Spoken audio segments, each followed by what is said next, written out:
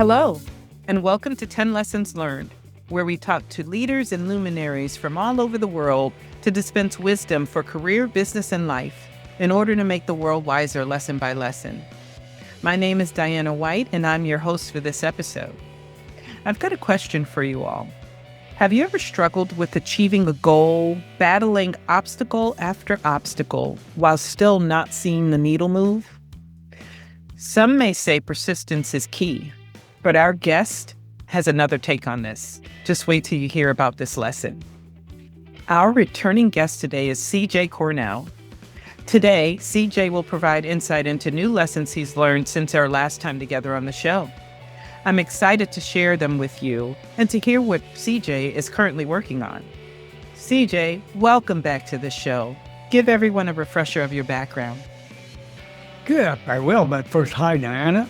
Good to see you again, and happy to be here. It's actually funny. I forget how long ago when I did this first, but my lessons at that time were not my life lessons. They were lessons about mentorship. So I'm doing this for the first time, and it's a little bit of a lifelong exercise to reflect on what I've learned in life. And I'm sad to say I really struggled to come up with 10 things that I've learned, but I did. Okay. So anyway, for those who don't know me, I'm CJ Cornell. Let me see, where do I start? I've been an entrepreneur for most of my life, but educated 2 degrees as an engineer and later a PhD, and became a professor at Arizona State University, sort of starting their entrepreneurship program. Been a mentor and advisor, particularly involved with the Arizona Commerce Authority and the Kauffman Foundation, and recently have been spending the past several years writing quite a bit. Had a book out a few years ago called The Age of Entrepreneurship, my second or third, I don't remember. And then recently shifted and wrote a bunch of children's books, 2 series, one of them on entrepreneurship for children. And we'll talk about that a little bit later, but that's who I am and what I do these days. Viewers and listeners, you know you have a prolific career when you say, I can't remember how many books I've written. Love it. I love it. Oh, your lessons are amazing, and let's get right into number 1. Lesson number 1, complete things. Starting creates energy. Finishing creates results. The world only responds to what actually gets completed. I love that, CJ. Tell me more about it.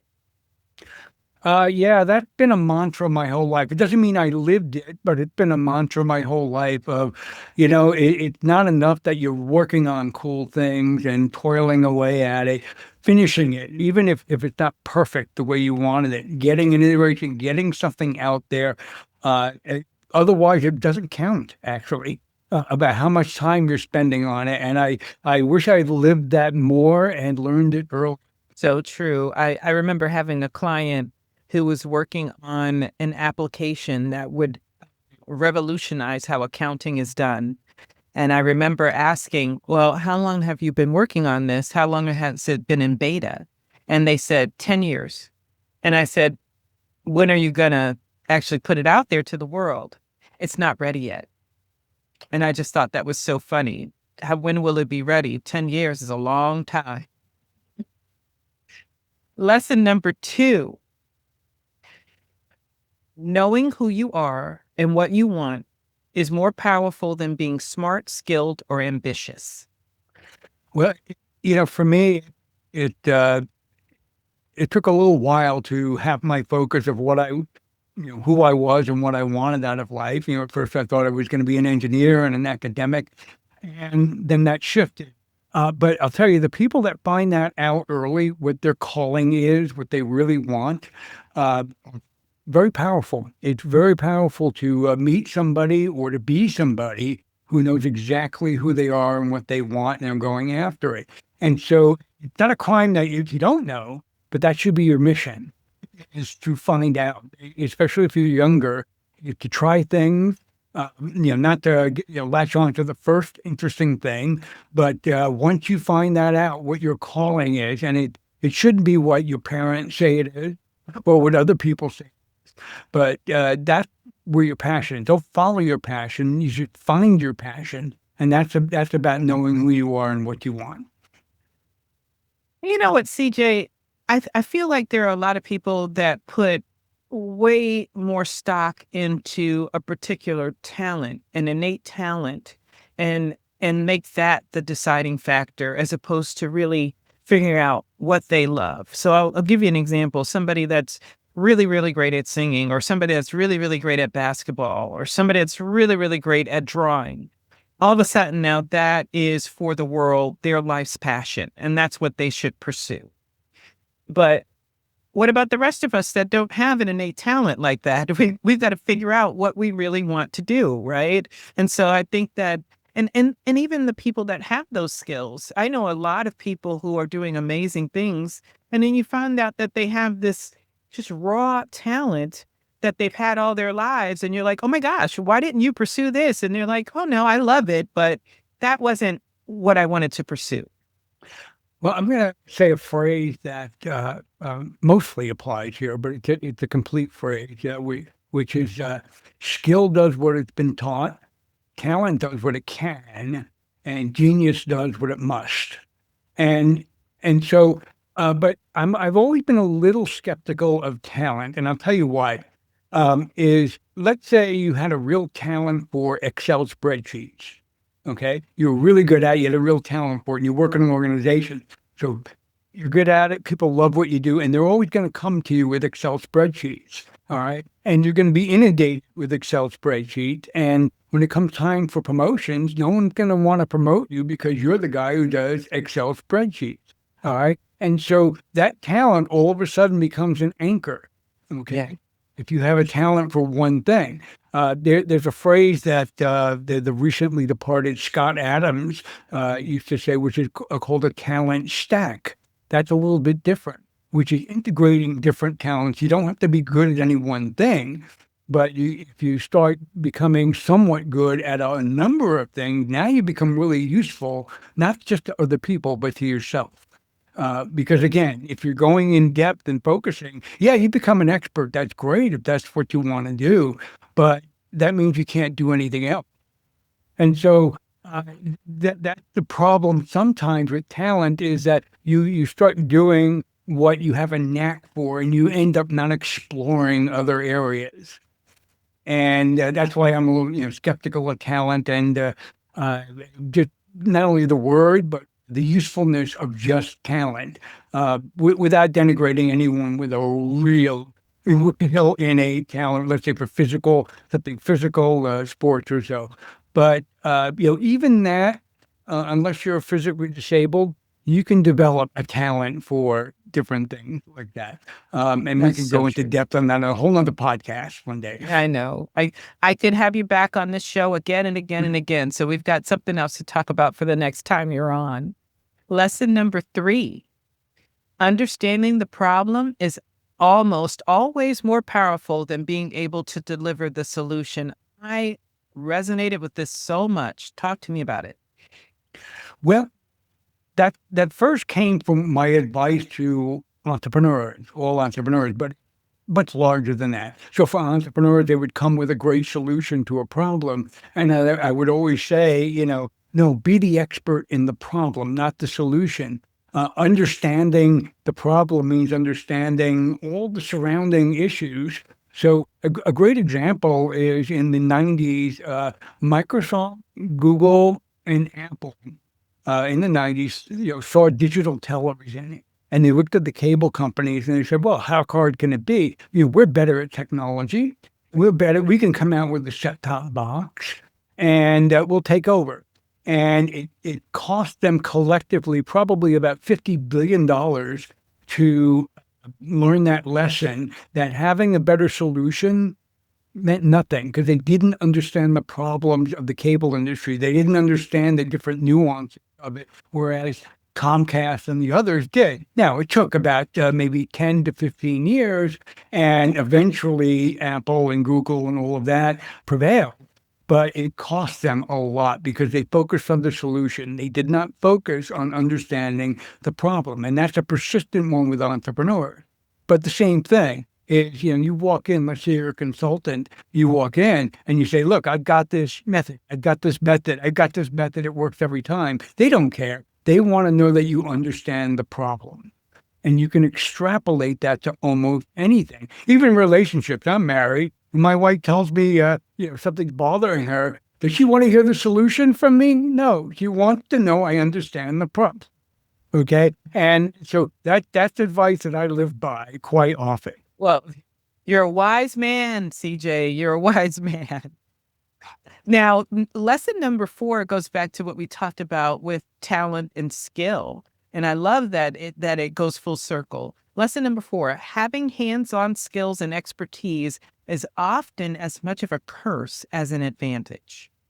Now, I've already sort of covered that a little bit with, let's say, knowing Excel. And I bring that up because I think there was my short stint in corporate life. I did know Excel pretty well, and they looked at me as the Excel guy rather than someone. But I can extrapolate that even further. I'm pretty good hands-on. And the problem is, in almost every venture, is I started to do things myself instead of delegating it to other people, instead of using my time for the things that were critical, instead thinking just because I can do it doesn't mean I should do it. Okay. And for instance, in the recent children's books, well, yeah, the illustrations, the layout, hey, I'm really good at that stuff, the tools and all that. But I spent so much time doing that, whereas I could have just spent, somebody on Fiverr for a few bucks to do it. And unfortunately, when we talk about persistence, it takes a while to realize that you shouldn't be doing those things. And you should be looking at, delegating or using tools for the things that you shouldn't, spend all the time on, and doing what's core, for your goal. That is such a key point to make, is that even if you can do it, if you have the means and you definitely have something else that you need to work on that nobody else can do, you should probably go ahead and work on that thing and pay somebody to work on the thing that, even though you know how to do it, it is not the expertise that you really need to focus on. And I think it's so important. And also, the other side of that is you give somebody else work. Like, you give somebody the chance to show their work and build their portfolio and earn a living wage. That's an amazing thing. Wow, I never thought of that part of it, and that probably tells you a lot about me. Well, let's go on to lesson number 5. Self-awareness is a superpower. Being present is rare, so true. Most people are running scripts unconsciously. Oh boy. Yeah, this has been a lifelong pursuit of mine. I spent quite a number of years in the martial arts, where actually more than 25 years, and actually had a school for a while. But when you do martial arts, you certainly overlap with some of the philosophies, particularly Zen, about being in the moment, being present. Now, that's great for life, but in business, it's even more important, because most people go on autopilot. You ever walk out of a meeting or a negotiation, and in the car on the way home, you think of all the great things you should have said, and the great responses, and you want to turn around, just like George Costanza and Seinfeld. You want to turn around and go back and say the cool thing. Well, and also being present means listening to the other person, shutting up. It's a lifelong thing. I'm not good at it. I try to have so many reminders for it. But it also means being present even when you're alone, being present when you're spinning your wheels, when you're being distracted. And it's not a solution to everything, but at least it helps you, I'm going to say cope, but it helps you in the moment do the right thing, instead of having a regret later on that you didn't say or do the right thing. When I say the right thing for you, that will make you satisfied with your behavior and your performance. So, and frankly, if you ever talk with somebody, whether they're in a business meeting or personally, and they seem to be triggered by something, or you say something and then they go off on it, that's the opposite. They are not present. They are on autopilot, and you can't stop them. You want to, but you can't stop them. You can only control your own self-awareness and presence and how you respond to things. And that's a lifelong pursuit. I probably should have put that as number 1, actually. Well, we're getting into the lesson that I teased about a Yeah. little earlier to the audience. So lesson number 6, persistence is not always heroic. Many people confuse endurance with progress. Learn to recognize futility early. Grinding forever isn't strength. Knowing when to persist and when to pivot is the real skill. Effort without progress isn't grit. It's feedback telling you to change your approach. If that is not one of the most powerful lessons we've had on this show, I don't know what is. Well, and I'll mention as a mentor and advisor to many people, I tend to be much better at dishing out advice than taking my own advice. But that is my advice to myself and others, is, as a lifelong entrepreneur, persistent, just keep on, waking up and doing it and, just keeping at it, whether it's for 18 hours a day or not giving up. And it sounded great, but on the other hand, there are indeed times, not to give up, but to know when you're spinning your wheels, know when something is futile, and futility is not giving up because you can't control everything. So if, let's say you're just trying to sell something to a particular person or a company, and you may not know, but there's been some directive. There's no way that you're ever going to get that. Well, persisting isn't going to make it better. It's going to just waste your time. Now, the opposite is, of course, giving up too easily. But Right. that's easier to spot. It really is. Yeah. But I know an entrepreneur who had an idea for something. It actually wasn't a bad idea. He's been persisting for 30 years at it and just keeping at, not changing. That's the point, but not changing. To the point where it almost cost him a marriage and cost him, many paychecks and all that. And in the beginning, when I first met him, it was only 5 years, and it was admirable. 30 years. Again, it's not that he should give up, but he should change the focus of where he's putting his energy.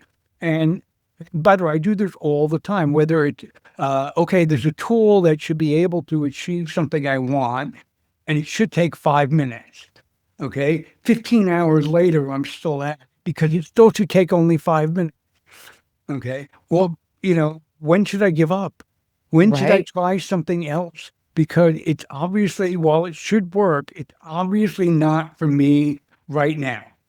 And to have the self-awareness and presence to do that, and maybe almost a little humility, because you don't want to admit that you just spent 15 hours on something that you're not, time you're not going to get back.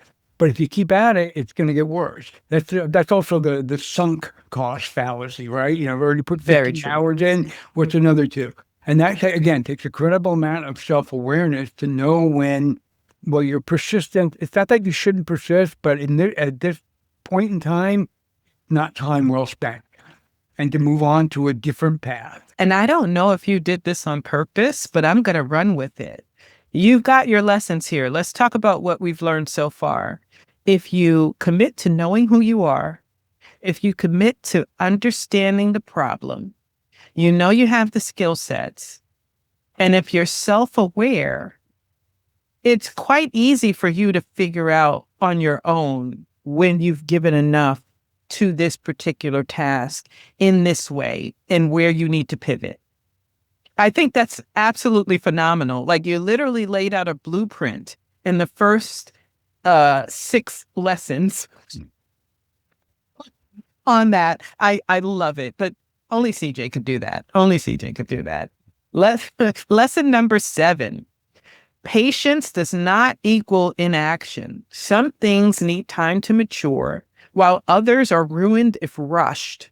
And waiting for the right moment is a Zen skill. Oh my goodness. Now, you and I talk about the Zen a lot. And from your martial arts training, you've got the Zen. Please elaborate on that one. Yeah, well, I'm not going to go in the Zen direction because that could be too abstract. But I'll say this is that this is as much about timing than anything else. And I'll tell you, some of the most successful people have a great sense of timing. A lot of people say that's luck, but knowing when the right moment is, is another superpower, but also patience. Patience, again. So if something's not working for me, I may move on to something else. It doesn't mean I'm giving up. It means it's not the right moment. All right. And I'm going to move on to something else, and it may turn around where the right moment comes along. And what I had been persisting on a year or two earlier, now it's the right time for. I know I'm saying that a little convoluted, but I'll say it a different way. Is sometimes, again, this is the opposite of persistence. Sometimes keeping on working on something and just trying to rush it is going to make it worse, as opposed to putting aside and saying it's not the right time. I'll give you an interesting example recently for me. Again, writing these children's books, I actually started them about 3 years ago. And in writing a children's book, if you know how to write, it's not that hard because there's not that many words. It's actually the illustration can take a long time, and And at first, I tried to pay and find somebody, and that was frustrating. And then AI came around, and it's like, oh, look at all this! You can just put it in, and it will generate for me. And that after a year of doing that, I find and persisting in a non-heroic way, I realized, you know what? It's not ready for prime time yet. And if I continue to spin my wheels on this, no. So I did something else for the next 2 years. And I was just waiting. And then finally in December, all of a sudden, new versions of all this AI came out. And what took me a year of spinning my wheel to do took a week. Okay. Wow. Everything I needed to do, I got done within a week, whereas it took me a year before, just awful. I mean, I'm talking like 10 hours a day, and then I just had to be patient for it to catch up. And within a week, it was done, and within a month, my 4 books were done. And that wasn't from persistence or talent. It was from being patient, waiting for the right time. That's amazing. Lesson number 8, learn to really listen. To listen for what isn't being said. Be keenly aware of how people are communicating as much as what they are communicating. It's not surprising to a lot of people that listening skills are really, really important. And for most of my life, I've been a very bad listener. Most of that has been, yes, through a personal failing. But the other part is because if you ever meet me, you'll know that I'm very hearing impaired. Even though I wear hearing aids, but what that turned out to be a blessing in a way, because it taught me 2 things. One, I have to listen even more carefully because I can't hear you.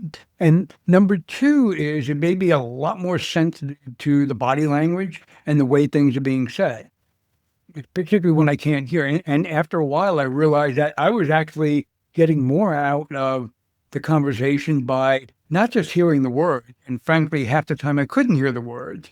But by watching how people and the way they said things, but the body language, the eyes, the gestures, etc.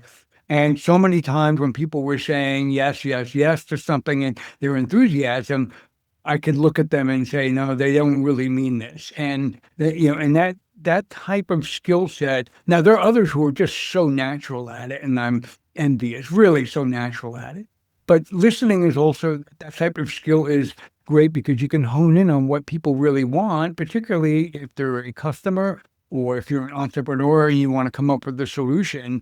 There's a different, Steve Jobs always knew this. There's a difference between what people say and what they do. And there's a difference between what customers say they want and what they really want. And that comes from really listening. And that when I say really listening, I don't mean really hearing. I mean, listening, because people are giving you cues, coded messages all the time. And to be able to cut through that is another lifelong skill, not just a lesson, a lifelong skill. Yeah, I worked retail for 30 years, right? And I always had this mantra, listen for comprehension with empathy. And if you can do that, then you'll get to the heart of what your customers need. And I think that actually transcends into personal life as well. I'm so glad you put that lesson in. And even in this day and age, when the world is technically more closer together than ever before because of social media, we've still got a long way to go in terms of listening for comprehension and empathy. We don't hear each other still, which makes me sad. Yeah. Well, it's interesting that you mentioned the empathy part. I left out one lesson, which could you only yes for 10, but this one was an interesting realization for me. It's not an original thought. I mean, it comes from who said this? Most men lead lives of quiet desperation or something. Well, everyone you meet, no matter how successful they seem, behind the scenes, there is always a mess. I mean, we all have moments where maybe in our lives where things seem to be all together, but for the most part, everybody behind is either just unhappy with something, unsatisfied with something, anxious about something. They have their insecurities, and you might never know it, but they have it. And they're acting on it. That's the listening part. They're acting on all of this, whether they're desperately trying to hide it from you or not. So true. Lesson number 9. Most people aren't thinking about you. Almost everyone is insecure and far more focused on themselves than on judging you. And again, segue into what you just said, spot on. That's exactly, I think, what I was just saying. I forgot that I put that at number 9. Yeah, you think that someone is not responding to an email because of some personal something, because they have an opinion of you, and that it probably has nothing to do with you. Or somebody ignores you in a meeting, or somebody says the wrong thing. For the most part, I've learned that most of the time it's not deliberate. They're thinking, they're all in their own head and they're on autopilot, and not to take it personally. Maybe 10% of the time, and maybe in certain situations there are, some people with vendettas, but for the most part, they're also not thinking about you when you're trying to get their help, and you think, oh, they should be getting out of their way to help me. They're not thinking about that either. The rare few, your friends might do that, but for the most part, people are all inside their own heads with their own problems. And unless you overlap with that, they're not really thinking that much about you. And again, I'm not talking about very close friends or family. Okay. It's one of the things, even in embarking on this podcast endeavor, I'd never done anything like this before, and I never thought that I would be anywhere close to entertainment adjacent. And I spent my first year of recording episodes, just putting all of these things in my head about what people were saying and thinking about this host. And finally, I just said, you know what? I'm never going to know. So I got to stop putting all of those things in my head, which leads me to your last lesson, which I'm not great at it yet, but I'm getting there, CJ. Lesson number 10. Most of your fears aren't real. They just live in your head. Yeah, that's one that only comes with age, I think. That the worst that you think is going to happen usually doesn't. And sometimes when it does happen, it turns out to be a really good thing. And, sometimes I'll look back and let's say relationships that I wanted to happen or didn't happen. And, and it just took up so much time and bothering me. It turns out to be the best thing because I've been married for 15 years and very happy. And that would never have happened had any of those relationships worked out. But I'm going to mention something because I wrote it as a note to myself because this is where it comes from. I'm a real big fan of, it's interesting, as an engineer, I used to be a cubicle nerd, or at least headed that way out of college. I probably was going to be Gilbert at one point. And so, but then, the opposite happened. I just had a love of psychology and the human spirit, the human psyche and all that, and ended up studying it like I would a transistor. And there's been some amazing lessons and experiments. In this case, I wrote down a note to myself. There's something called the SCARS experiment. And if you haven't heard of it, it's been done. It's one of the top 20 experiments out there. So I'll say it for your listeners.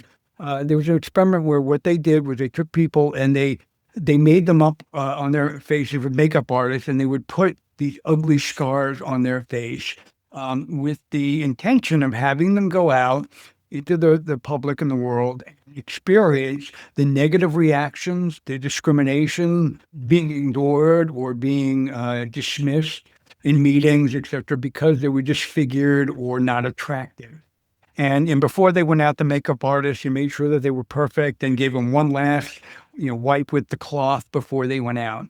And yeah, the experiment looked like it was a success to a person. All these people said when they came back, it was terrible. People treated me terribly. They didn't look at me. They dismissed me. They didn't address me, because of the way I looked.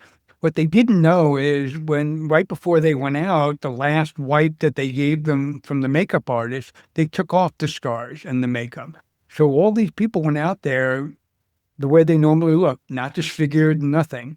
And so all of the reactions from the other people were in the head of the people that thought they had the scars. They thought they were getting all the negative reactions, and they thought it was because of something that the way they looked or who they were. And it turned out not to be the case. It was all in their head. These people were not thinking of that. Their fears were not real. They were just imagining them all. And of course, in life, you would then act on that. You would start, it would affect your self-worth. It would affect your actions. It would affect your success. When in fact, none of it was real. That's so true. I do love that experiment. I thought that was a really good experiment. And also it segues back to your other lesson, right? Which is these people went out thinking that they had these scars and the world was judging them and looking at them. But most people aren't even thinking about you. I mean, it just goes back to it, right? So yeah. Every single time I talk to you, CJ, it's a pleasure. Your lessons are great. Tell us what you're working on now and tell us where we can find you. You've got the books coming out. Yeah, talk about that a little bit.